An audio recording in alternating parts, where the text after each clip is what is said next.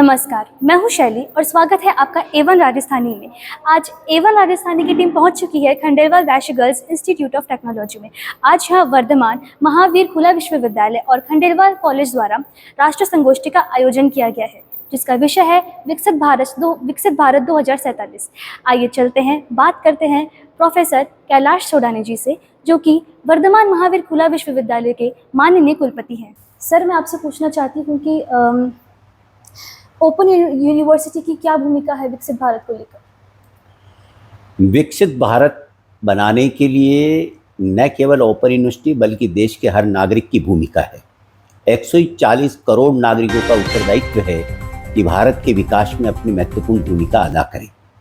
जहाँ तक open university का प्रश्न है, इसके माध्यम से हम उच्च शिक्षा को बहुत कम बजट में मैक्सिमम लोगों तक पहुंचा सकते हैं।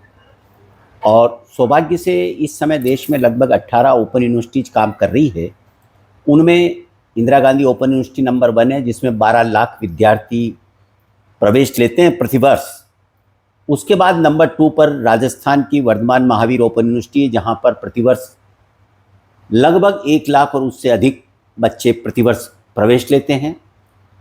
बच्चे जो अपने रोजगार में कहीं न कहीं लगे हुए हैं, खेत और खलिहानों में काम कर रहे हैं, व्यापार कर रहे हैं, जॉब कर रहे हैं, वो भी उच्च शिक्षा से वंचित नहीं रहे। इस उद्देश्य से ओपन यूनिवर्सिटी कंसेप्ट समाज के मध्य आया है। और अब तो ऑनलाइन एजुकेशन आ गई है। हम तो अब तक हार्ड कॉपी भेजते थे बच्चे के पास में, अब ऑनलाइन का ज़माना आ गया। और हमारी यूनिवर्सिटी चूँकि A ग्रेड प्राप्त कर चुकी है नेक से, इसलिए जो नेक से A ग्रेड प्राप्त विश्वविद्यालय है देश में, उनको ऑनलाइन एजुकेशन देने का अनुमति है।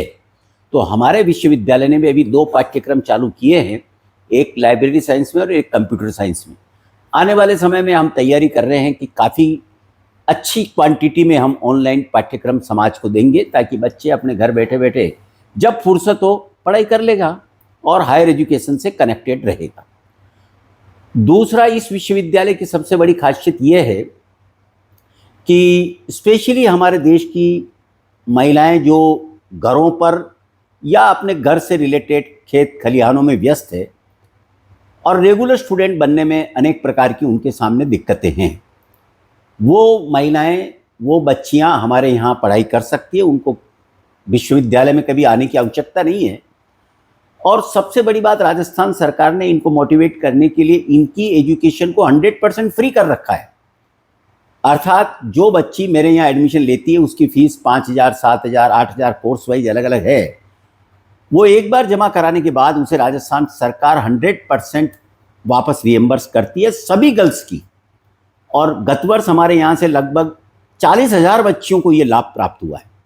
आने वाले समय में और अधिक बच्चों को जैसे जैसे जानकारी होती जा रही है, एडमिशन बढ़ते जा रहे हैं। दूसरा, मैं रेगुलर स्टूडेंट्स को ये कहना चाहूँगा कि वो राजस्थान यूनिवर्सिटी हो, चाहे वो MDS यूनिवर्सिटी अजमेर हो, चाहे उदयपुर हो, वहाँ पर अपनी रेगुलर स्टडी करते हुए भी हमारी यूनिवर्सिटी से सेकंड डिग्री उसी समय ले सकता है।